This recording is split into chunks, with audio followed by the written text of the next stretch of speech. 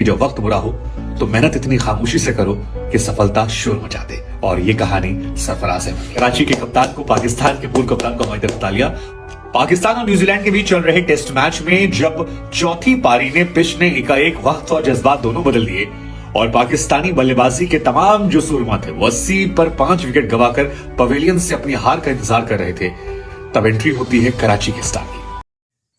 सामनेग्राम दुनियाई क्रिकेट में इस वक्त सरफराज ही होता दिखाई दे रहा है। गुज़श्ता मैच खत्म होने के बाद उन्हें मैन ऑफ द मैच के साथ साथ प्लेयर ऑफ द सीरीज का अवार्ड भी मिला है, क्योंकि उन्होंने अपनी 4 इनिंग्स में लगातार 3 हाफ सेंचुरियों के साथ आखिरी इनिंग में एक जबरदस्त सेंचुरी भी स्कोर की है। मैच तो तने तनहा सरफराज अहमद ने बचाया ही है, लेकिन उसके साथ साथ दुनिया को ये बोलने पर भी मजबूर कर दिया है कि जितनी भी ज्यादती कर लो, जितना भी टाइम जाया कर लो, मेहनत का फल तो मिलता ही मिलता है। सरफराज अहमद पर अब पूरे प्रोग्राम्स पूरी दुनिया के मीडिया पर हो रहे हैं। पाकिस्तान को तो छोड़िए, हमारे पड़ोसी मुल्क भारत में भी अपने स्टूडियोज में एंकर खड़े होकर सरफराज अहमद के लिए तालियां बजाते नजर आ रहे हैं, क्योंकि सरफराज अहमद के साथ पिछले 3 साल जो कुछ हुआ वो ना तो किसी पाकिस्तानी से ढका छुपा है और ना ही भारतीय से। भारतीय सरफराज के लिए कहने पर मजबूर है। और वीडियो के शुरू में आपने ये क्लिप भी सुना होगा कि जब बुरा वक्त आए तो मेहनत इतनी खामोशी से करो कि तुम्हारी कामयाबी खुद शोर मचाने लगे, और सरफराज अहमद ने बिल्कुल वैसा ही किया। अगर आपको अंदर की बात बताते चलें, जो सरफराज अहमद के साथ खेलने वाले लड़के हैं जिन्होंने गुज़श्ता 3 सालों में सरफराज अहमद की क्रिकेट पर काफी गहरी नजर रखी है, वो ये खुद बताते हैं कि सरफराज अहमद जितना भी बड़ा खिलाड़ी था, जितना भी बड़ा कैप्टन था, जब उसे टीम से निकाला गया, सीरीज में पानी पिलवाए गए, लेकिन वो जब भी पाकिस्तान वापस आता तो ना तो उसने डोमेस्टिक क्रिकेट छोड़ी, ना ही छोटे मोटे टूर्नामेंट खेलने से इनकार किया कि मैं तो पाकिस्तानी टीम की क़यादत कर चुका हूं, मैं क्यों ये छोटे मोटे टूर्नामेंट खेलूं। साथ ही साथ उन्होंने अपनी फिटनेस पर भी तवज्जो दी और अल्टीमेटली उसका रिजल्ट क्या निकला, जैसे ही उन्हें मौका मिला उन्होंने उसे अवेल किया। और रमीज राजा से तो जरूर सवाल बनता है कि इस जबरदस्त खिलाड़ी को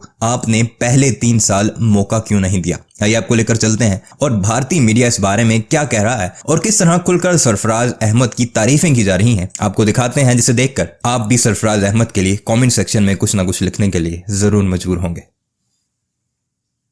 पाकिस्तान में उसे कप्तान कहते हैं, नाम है सरफराज अहमद। सरफराज अहमद की कहानी जो है ये धैर्य वाली कहानी है। ये बताती है कि अगर आप में धैर्य है तो आप वक्त बदल सकते हैं, जज्बात बदल सकते हैं। और आज सरफराज अहमद ने जब 8 साल बाद शतक मारा तो वो नजर आया। ये पिच पर सरफराज जो ये पंच कर रहे हैं, ये दरअसल ऐसा लग रहा है कि उन सिलेक्टर्स के ऊपर कर रहे हैं जिन्होंने 3 साल तक उन्हें बाहर रखा। वो ये बता रहे हैं कि कैसे उनके करियर के साथ खिलवाड़ करने की कोशिश की गई और उन पर एक टैग लगा दिया गया कि फिनिश्ड।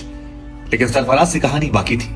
वो इंतजार कर रहे थे निजाम बदलने का, और कुदरत का निजाम जब बदला तो फिर मौका मिला। जिस रिजवान के चलते उन्हें 3 साल बाहर बिठाया गया, उसी रिजवान को बाहर करके लौटे और तब से पहली इनिंग 50, दूसरी इनिंग 50, उसके बाद अगले मैच में टेस्ट में 50, फिर 50 और अब शतक।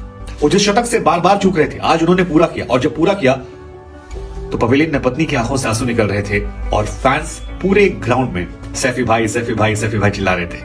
ये कहानी काफी इंस्पायरिंग है, लेकिन ये कहानी आसान नहीं है। सरफराज अहमद को कप्तानी से हटा दिया गया, टीम से बाहर निकाल दिया गया। उन्हें जब टीम में लाया गया तो केवल पानी पिलाने के लिए रखा गया। मतलब जिस टीम के कप्तान है, सोचिए वहां पर पानी पिला रहे। लेकिन सरफराज उन बाकी पाकिस्तानी खिलाड़ियों की तरह नहीं थे जो कमेंट्री करने चले गए और पाकिस्तान क्रिकेट बोर्ड या पाकिस्तान के सेलेक्टर्स या पाकिस्तान के प्लेयर्स को लेकर जहर उगल रहे थे। सरफराज खामोश रहे, जो भी भूमिका मिली उसे निभाते रहे, डोमेस्टिक खेलने गए और डोमेस्टिक में शानदार रन बनाने के बाद अपने पोटेंशियल के दम पर टीम में वापसी की। सभी कह रहे थे कि उन्हें खेलने का मौका मिलना चाहिए, लेकिन मिल नहीं रहा था। लेकिन वक्त बदला, शाहिद अफरीदी आए और उसके बाद जो पहले मैच में मौका मिला 50 रन बनाए। विकेट कीपिंग में कुछ गड़बड़ियां हुई जिसको लेकर लोगों ने सवाल किया, लेकिन सरफराज डटे रहे। सरफराज शतक नहीं बना रहे थे, लेकिन जो भी शतक बनाकर जा रहा था वो उससे कह रहा था कि सरफराज भाई ने कहा था, मोटिवेट किया था और इस वजह से हम ये कर पाए। उनकी पत्नी की आंखों से आज आंसू निकल रहे थे। आज स्टेडियम का माहौल जो था वो अलग था, और हो भी क्यों ना। चौथी इनिंग में ये one of the best inning थी पाकिस्तान को लेकर। बाबर आजम ने फर्स्ट इनिंग बनाए हैं, लेकिन चौथी इनिंग में जो प्रेशर टॉप पर था वहां पर 80 पर 5 थे। पाकिस्तान ये मैच हार चुका था, हार गया था।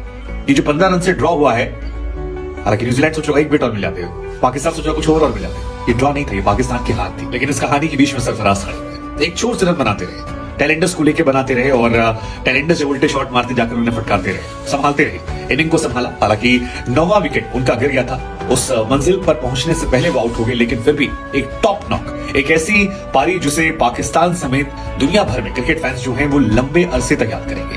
साथ ही सरफराज का जो एवरेज है अब वो 100 के पार जा चुका है सीरीज में, और ये भी अपने आप में बड़ा दिलचस्प है क्योंकि इस एवरेज पे कमबैक करना उस माइंडसेट के साथ जब सरफराज ने कहा कि पहले दिन मैं लौटा था और मेरे हाथ पांव कांप रहे थे, दिल की धड़कन कोई नापता तो वो मीटर फट जाता।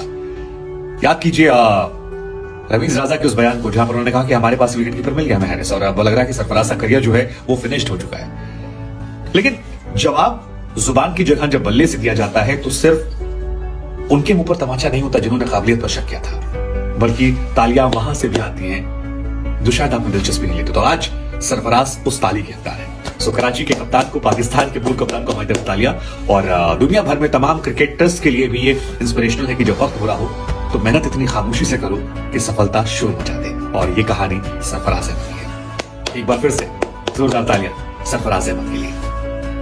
किसी ने सच कहा है कि समय से बलवान कोई नहीं होता। अब देखिए ना, पाकिस्तान के पूर्व कप्तान सरफराज अहमद को जिन रिजवान के आने के चलते 3 साल तक बाहर रखा गया, आज उन्हीं मोहम्मद रिजवान को सरफराज के लिए बाहर बैठना। आज पाकिस्तान का न्यूजीलैंड से मैच था और इस मैच में सबसे बड़ी हाईलाइट ये रही कि जो नए सेलेक्टर शाहिद अफरीदी थे उनकी बाबर आजम के ऊपर चली भी ऐसी कि बाबर के खिलाफ जाकर उन्होंने रिजवान को बाहर किया और सरफराज अहमद को शामिल किया। शुरुआत में तो लोगों ने कहा कि भाई आप बहुत पीछे गए, क्या कर रहे हैं आप, ये तो गड़बड़ हो गया, रिजवान को कैसे बाहर कर सकते हैं, 4-5-6 टेस्ट खराब खेले थे उसने, आपका बड़ा प्लेयर था।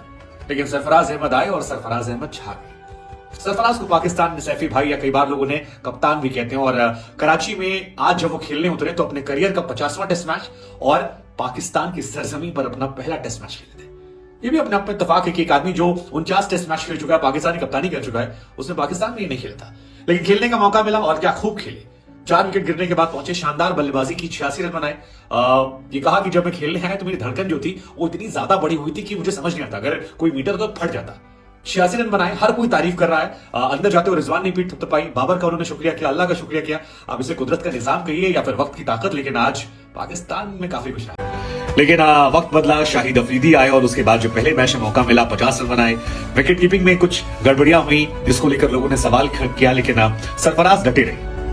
सरफराज शतक नहीं बना रहे थे, लेकिन जो भी शतक बनाकर जा रहा था वो उससे कह रहा था कि सरफराज भाई ने कहा था, मोटिवेट किया था, और इस वजह से हम ये कर पाए।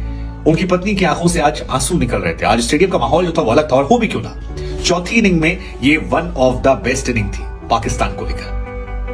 बाबर आजम ने फर्स्ट इनिंग बनाए हैं, लेकिन चौथी इनिंग में जो प्रेशर टॉप पर था वहां पर 80 पर 5 थे। पाकिस्तान ये मैच हार चुका था, हार गया था। ये जो 15 रन से ड्रॉ हुआ है, हालांकि न्यूजीलैंड सोचेगा एक विकेट और मिल जाते, पाकिस्तान सोचा कुछ और मिल जाते। ये ड्रॉ नहीं था, ये पाकिस्तान की हार थी। लेकिन इस कहानी के बीच में सरफराज खड़े हुए, एक छोर से रन बनाते रहे, टैलेंटर्स को लेकर बनाते रहे, और टैलेंटर्स जो उल्टे शॉट मारते जाकर उन्हें फटकारते रहे।